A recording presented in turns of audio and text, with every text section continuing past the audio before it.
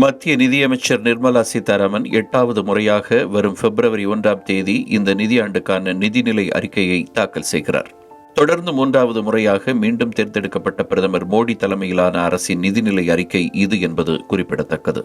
அடுத்த 4 ஆண்டுகளுக்கான இந்தியாவின் பொருளாதார பாதையையும் இந்த பட்ஜெட் தான் நிர்ணயிக்கப் போகிறது.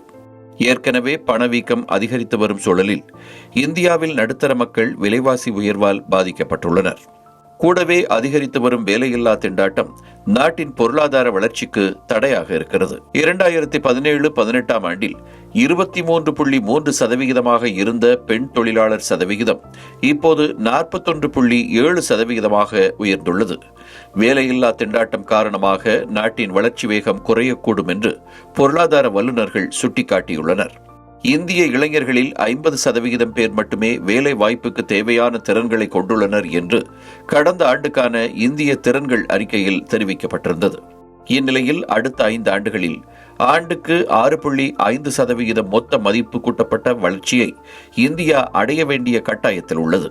அதற்கு ஆண்டுதோறும் 10 மில்லியன் வேலை வாய்ப்புகளை இந்தியா உருவாக்க வேண்டும் என்று கோல்ட்மேன் சாட்ஸ் நிறுவனம் தெரிவித்துள்ளது. முன்னதாக கடந்த ஆண்டுக்கான மத்திய பட்ஜெட்டில் நாட்டில் கல்வி, வேலைவாய்ப்பு மற்றும் திறன் மேம்பாட்டு திட்டங்களுக்கு மட்டும் 1.4 லட்சம் கோடி ரூபாய் ஒதுக்கீடு செய்யப்பட்டது.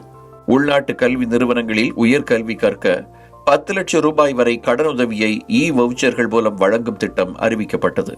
இது ஆண்டுதோறும் 1 லட்சம் மாணவர்களுக்கு நேரடியாக வழங்கப்படும் என்றும் கடன் தொகையில் 3% வட்டி மானியமும் வழங்கப்படும் என்றும் தெரிவிக்கப்பட்டது. வரும் 5 ஆண்டுகளில் 1000 ITIக்கள் உருவாக்கப்படும். இந்தியாவின் முன்னணி நிறுவனங்கள் 5 ஆண்டுகளில் 1 கோடி இளைஞர்களுக்கு திறன் பயிற்சி அளிக்கும். பிரதமர் இன்டர்ன்ஷிப் திட்டத்தின் மூலம் 12 மாதங்களுக்கு பயிற்சி வழங்கப்படும். இத்திட்டத்தின் போது ஊக்கத்தொகையாக 5000 ரூபாய் வழங்கப்படும். முதல் முறையாக வேலைக்கு செல்வோரின் வங்கிக் கணக்கில் நேரடியாக ஊக்கத்தொகை செலுத்தப்படும். வேலை மற்றும் திறன் மேம்பாட்டு பயிற்சிக்காக 2 லட்சம் கோடி ரூபாய் நிதி ஒதுக்கப்படும். 4 கோடி இளைஞர்களுக்கு திறன் பயிற்சி மற்றும் வேலை வழங்கும் வகையில் புதிய கொள்கை வகுக்கப்படும். வேலை வாய்ப்பை அதிக அளவு உருவாக்கும் நிறுவனங்களுக்கு ஊக்கத்தொகை வழங்க திட்டமிடப்பட்டுள்ளது. இது தவிர திறன் மேம்பாட்டு துறைக்கான பல திட்டங்களை மத்திய நிதியமைச்சர் அறிவித்திருந்தார். இந்த ஆண்டு நாட்டின் வேலை சந்தை 9% வளர்ச்சி அடையும் என்று கணிக்கப்பட்டுள்ள நிலையில் தகவல் தொழில்நுட்பம், சில்லறை விற்பனை, தொலைத்தொடர்பு மற்றும் வங்கி, நிதி சேவைகள் மற்றும் காப்பீடு போன்ற துறைகளில் அதிக வேலை வாய்ப்புகள் உருவாகும் என்று கூறப்படுகிறது.